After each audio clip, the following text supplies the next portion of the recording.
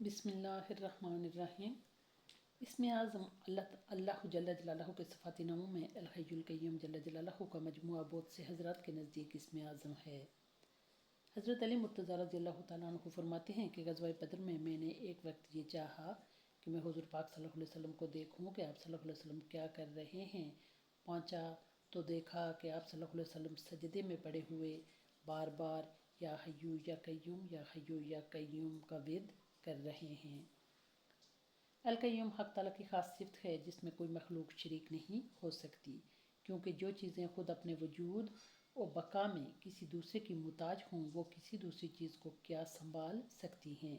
اس لیے کسی انسان کو قیوم کہنا جائز نہیں۔ جو لوگ عبد القیوم کے نام کو بگاڑ کر صرف قیوم بولتے ہیں گنہگار ہوتے ہیں، اور جن کے سامنے یوں کہا جا رہا ہو اور وہ روکنے پر قادر ہوں اور نہ روکیں تو یوں سننے والے بھی گنہگار ہوتے ہیں۔ اس مبارک القیوم جل جلالہ سے حاصل ہونے والی معنی ثمرات۔ اللہ رب العزت نے اپنی صفت القیوم بیان فرمائی ہے، جس کا مطلب یہ ہے کہ اللہ جل جلالہ اپنے موجود ہونے اور ہمیشہ رہنے میں کبھی بھی غیر کا محتاج نہیں ہے۔ وہ دوسروں کو تو کھلاتا ہے لیکن خود نہیں کھاتا۔ وہ غیر کا یا اپنی مخلوق کا کیسے محتاج ہو سکتا ہے جبکہ ساری کی ساری کائنات مخلوق اسی کے حکم سے قائم ہے۔ اسی الحی القیوم نے انہیں وجود بخشا ہے، جبکہ اللہ تعالیٰ ہی کا وجود ذاتی وجود ہے۔ اللہ رب العزت کی ذات قیوم ہے، ہمیشہ سے ہے، ہمیشہ رہے گی۔ اس کی قیومیت کی نشانیوں میں سے ایک یہ ہے کہ اسے نیند نہیں آتی۔ نیند تو کجا اسے اونگ بھی نہیں آتی۔ نیند یا اونگ آنا تو مخلوق کی خاصیت ہے، وہ ذات اس سے بری ہے۔ اس اسم مبارک القیوم جل جلالہ کو قرآن مجید میں 3 مقامات پر الحی کے ساتھ ملا کر بیان فرمایا گیا ہے۔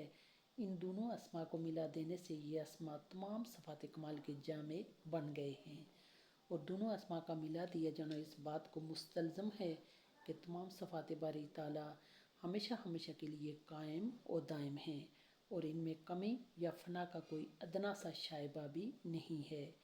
اسی لیے تو آیت الکرسی قرآن مجید کی بڑی آیات میں سے ہے، کیونکہ اس میں ان دونوں صفات کا ذکر موجود ہے۔ حدیث شریف میں ہے،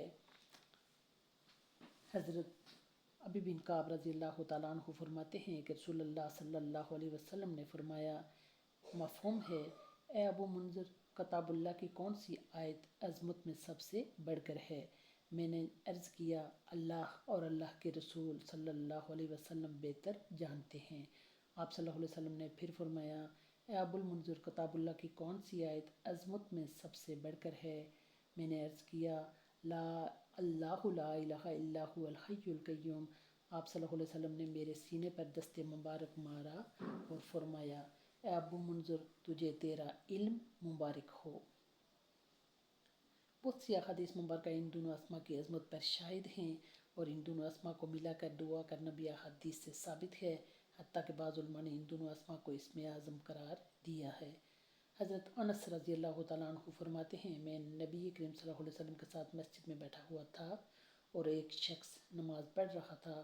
اس نے یہ دعا مانگی، اے اللہ، میں تجھ سے ان کلمات کے وسیلے سے سوال کرتا ہوں کہ تمام تعریفیں صرف تیرے ہی لیے ہیں، معبود تیرے سوا کوئی نہیں، بس تو ہے، تیرا کوئی شریک نہیں۔